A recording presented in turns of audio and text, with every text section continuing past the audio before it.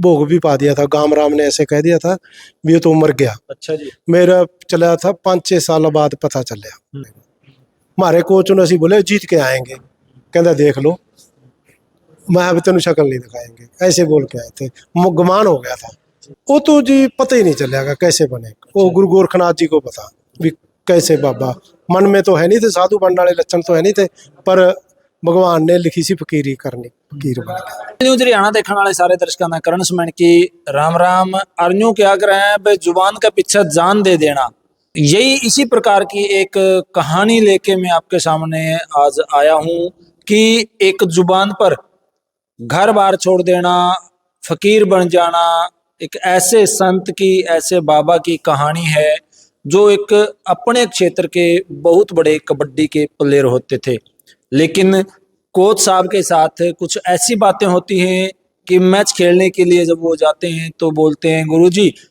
अगर हम ये मैच जीत जाते हैं तो आएंगे, अगर ये मैच हम हार गए तो आपको शक्ल नहीं दिखाएंगे।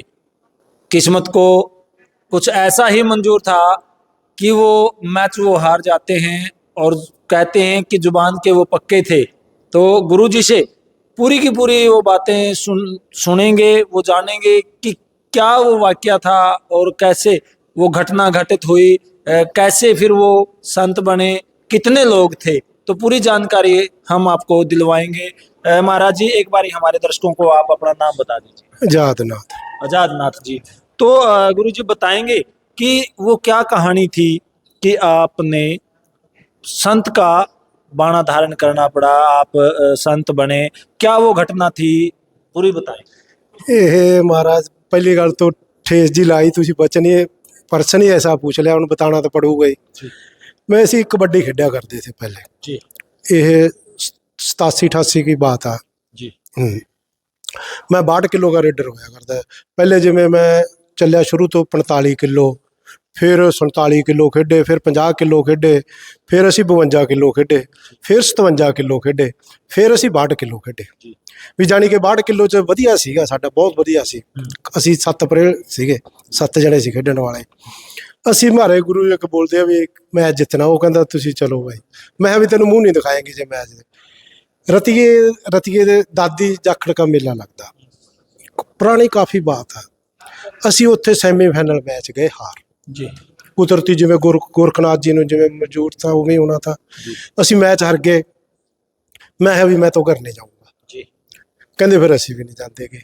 असी 7 जने थे जी, 7 ही साधु बन गए। साथ के साथ आप उसी टाइम साधु बने? हाँ साधु बन, उदू बाद बने 10 दिन, पहले तो भटकते फिरते रहे जेड़े सी उस टाइम ते पैसा देला भी नहीं होंदा सी। फिर हौली हौली भटकते, चलो ऐसे के डेरे में रोटी खा लेंगे, इत्थों मैं कल्ला रह गया, सब पाट गए। फिर मेरे गुरु जी के पास आया, मैं कुदरती मिल गए वो तो गुरु जी मेरे के। हाँ एक जाखल के नाल है पिंड, वो नाम भूल गया गांव का मैं, खडाल। हाँ खडाल आके मैं गुरु जी के पास सेवा करी, काफ़ी सेवा करी। फिर मैं उन्होंने बोलिया, कहते गुरु जी कहते तू घर नहीं जानागा, मैं घर नहीं जानागा, मैं तो आपका शिष्य बनना। फिर मेरे गुरु जी ने मेरे को आपका चेला बना लिया। आप साथ के साथ जो 7 प्लेयर थे सभी के सभी संत का बाणा ले लिया? हाँ जी, 7 के 7 साधु बन गए। अभी भी है, एक जना समाधि ले गया हमारे चो, 7 के 7। कोच साहब ने जिस जो आपको कोचिंग देते थे उन्होंने रोका नहीं आपको? उनको फिर तो ही नहीं लगे ना। अच्छा जी। हाँ असी गए नहीं, घर ही नहीं गए। परिवार वालों ने ढूंढने की कोशिश की? हाँ करी उन्होंने, तो मेरा तो भोग भी पा दिया था। गाम राम ने ऐसे कह दिया था भी ये तो मर गया। अच्छा जी। मेरा चला था 5-6 साल बाद पता चलिया, फिर पता चलिया भी वो तो जिंदा, मेरे कुदरती मिल गए। फिर पता चलिया, मेरा क्रियाकर्म भी कर दिया था घरदिया ने भी वो तो मर गया। गाम राम तो भी कहता मर गया। तो आप देख सकते हैं कितनी अजीब ये कहानी है एक प्लेयर से संत बनने तक की। तो जब परिवार वालों को आपका पता चला कि वो जिंदा है तो उस समय क्या रिएक्शन थे? रोया धोया बहुत, मेरे को ले गए धक्के नाल, मेरे को घर ले गए थे।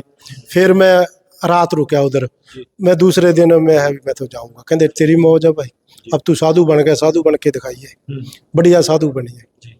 तो जो वो 7 जो प्लेयर थे आपके साथ वो कहाँ है? वो कोई मुक्तसर में बैठा है, कोई मलोट में बैठा, उत्थे आस पास बैठा है, मलोट के आसे पासे, कोई हरियाणा में भी है। तो उस समय की बातें अब कुछ याद आती हैं आपको? हाँ, मैं बेस्ट भी बहुत जगह रहा हूँ। अच्छा, कहाँ कहाँ? मैं रहा रतिये के पास ही है गांव जल्लो पर, जी। 3 बारी बेस्ट रहा उत्थे मैं। अच्छा जी। 3 बारी बेस्ट जल्लो पर गांव है, आप पता कर लेना, 3 बारी बेस्ट रहा हूँ मैं। तो फिर क्या ये कैसे मन में आया कि बाबा ही बनना है? वो तो जी पता ही नहीं चलेगा कैसे बने, वो गुरु गोरखनाथ जी को पता भी कैसे बाबा। मन में तो है नहीं थे, साधु बनने वाले लक्षण तो है नहीं थे, पर भगवान ने लिखी सी फकीरी करनी, फकीर बन गया। और ये भी देखो, ये वाक्य हुआ कि साथ के साथ बने। हाँ, साथ के साथ बने, गए नहीं। वो भी मैं है किते गवाच घर चले गए उन्हें, वो भी मैनू बाद में पता लग गया, 5-7 साल बाद पता चला भी वो भी साधु बन गए। तो उस समय की कोई ऐसी बात कोई अभी भी आपको याद आती हो? हाँ, याद आती है। मुक्तसर के पास था रोड़ा वाली गांव है, रोड़ा वाली, उत्थे मैं बेस्ट आया। हाँ, उत्थे भी बेस्ट आया। एक बारी मैं मुक्तसर भी बेस्ट आया, उत्थे मैच करवाए थे। फिर मलोट के नाल मेरा ख्याल गांव अबल खराना, पता नहीं गांव नहीं जा, उत्थे भी बेस्ट आया मैं 62 किलो में। बाबा बनने के बाद फिर खेले या छोड़ दिया था? नहीं खेला नहीं, फिर मन में रहेगी। फिर तो साधु फकीरी करी, फिर तो भजन ही कराया गुरु गोरखनाथ जी का। उसके बाद घर नहीं गए फिर आप? नहीं, घर नहीं गया। अब जाते हो? नहीं, अब नहीं जाता गा। जब मेरे परिवार मिला था उदो लेके गए थे, उदो बाद में। गांव कौन सा था आपका? बठिंडा। बठिंडा? हाँ, प्रॉपर बठिंडा? बठिंडा प्रॉपर के बीच ही बस गया तो। तो गुरुजी, जो ये वाक्य हुआ, इतनी बड़ी आपकी इंटरेस्टिंग कहानी है कि आप एक प्लेयर के बाद संत बने और अब परिवार वालों को 5-6 साल बाद पता चला। तो ग्रामीण भी कुछ इस प्रकार के थे, गांव के लोग मिलते हों आपको? हाँ, मिले मेरे को। मेरे जो क्लास फेलो थे, जो उन्होंने मैं बाबा मेरे ਜਿਹੜੇ ਦੋਸਤ थे साधु बने थे, उन्होंने बताया भी वो भी नाथ जी बन गया। अच्छा जी। हाँ, फिर मिले हैं मेरे को। मैं रहा करता था गांव मंडेर में, बरेटा मंडी के पास है, उधर मिल के गए थे मेरे। एक प्लेयर की जिंदगी और एक साधु की जिंदगी में कितना फर्क है? बराबरी है। कैसे? हाँ, साधु भी, साध जो प्लेयर है वो भी एक किस्मत का साधु ही होता है। हाँ, उस सारे पासे बचत रखता है। जी। हाँ, वही साधु है। जी, घर वालों को ये नहीं कहा कि गृहस्थी करो आप? नहीं, वो तो फिर कहते साधु बन के साधु। तो क्या कहेंगे, अब आप कहाँ पर सेवा दे रहे हैं, कहाँ रहते हैं? अब मैं रहूँ गुड़थली गांव में, नरवाना के पास। एक आपके चैनल से माध्यम से कह रहा हूँ, जो कोई गरीब घर का लड़का है जो खेलना चाहता है, कोई खेलना प्लेयर बनना चाहता है, उसके पास खुराक नहीं, कुछ और नहीं, उसको मैं खड़ाऊंगा जी। सारा कुछ मैं दूंगा, खुराक दूंगा, लीड़ा कपड़ा भी मैं दूँ, अगर जो प्लेयर बनना चाहता है। प्लेयर बनाओगे आप? हाँ, बनाएंगे। तो क्या आप कोई एकेडमी वगैरह, अखाड़ा वगैरह खोलना चाह रहे हैं? खोल लेंगे, उसकी प्रैक्टिस करवानी है, करवा दिया करेंगे प्रैक्टिस की, कोई बात नहीं। उसका खर्चा पानी दे देंगे, की वगैरह जो डाइट की लोड है वो देंगे। आपके पास ही रखोगे? आपके पास घर भी रह जाएगा, कोई बात नहीं। हाँ, यानी कि मेहनत आपके हिसाब से करवाएंगे, किसे छोड़ देंगे चंगी अकेडमी में छोड़ देंगे। अकेडमियाँ बहुत खुल रही हैं पंजाब में, उधर छोड़ देंगे, खर्चा दे देंगे जटा हुआ भी, वो बच्चे की जिंदगी बन, अगर शौक है तो बच्चे। ऐसे तो नहीं ऐसे ही उठ के आ गया। जिस बच्चे ने प्लेयर बनना, उसका माँ बाप राजी है भी ऐसी प्लेयर बनाना, जो गरीब बच्चा हम मदद करेंगे। गुरु जी, आपसे जानेंगे, जब आप साधु बने थे, 1-2 महीने रह के घर से दूर फिर वो भाग जाते हैं, परिवार की याद आती है, ऐसा आपके साथ भी हुआ? नहीं जी, मेरे साथ नहीं होया। मेरे गुरुजी ऐसे मिले मेरे को, गर्भ की याद ही नहीं आने देंगे। और मेरे दादा गुरु जी सी, धर्मनाथ जी मेरे दादा गुरु, उन्होंने बहुत बढ़िया पाला मेरे को, मेरे बहुत केयर करी, और मेरे गुरुजी ने भी केयर करी। हाँ। अकेले बैठ के कभी रोए हो करके हो याद? नहीं, रोए नहीं कभी याद नहीं? ना, मेरे गुरुजी ने कभी याद नहीं आने देती। मेरे दादा गुरुजी ने कितने याद ही नहीं आने दी। बहुत मेरे को समझाया था उन्होंने, भजन बारे बताया है, तपस्या बारे। मेरे गुरुजी ने मेरी तपस्या बहुत करवाई है, खड़े शरीर भी रहा हूँ, दुनिया भी तपस्या करूँ, बहुत तपस्या कर रखी है। मोह माया से पीछा छूट गया।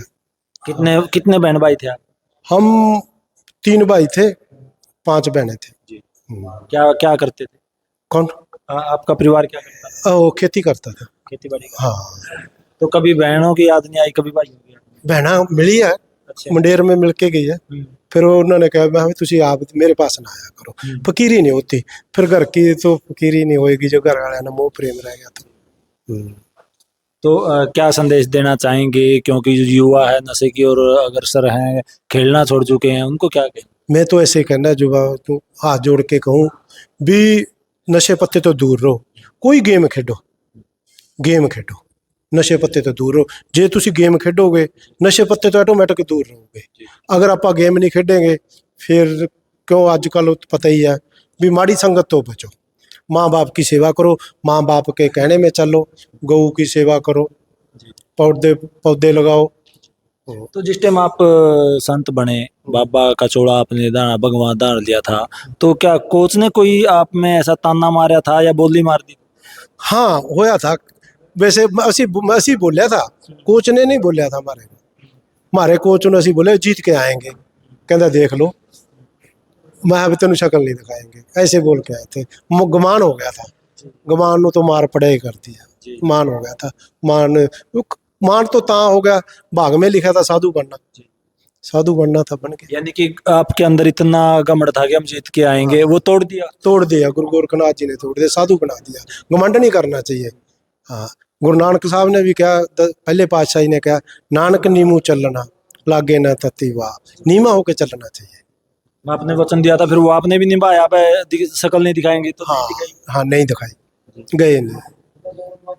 तो आप देख सकते हैं ये हमारे साथ आजादनाथ जी थे और इन्होंने अपनी जो कहानी बताई है और इन्होंने खुद मानना है कि हमारे अंदर इतना घमंड था कि हम वहाँ पर जुबान दे के आए थे, हम जीत कर आएंगे, अगर नहीं जीते तो आपको शक्ल नहीं दिखाएंगे। तो शक्ल नहीं दिखाई, जीते तो नहीं लेकिन शक्ल भी नहीं दिखाई इन्होंने।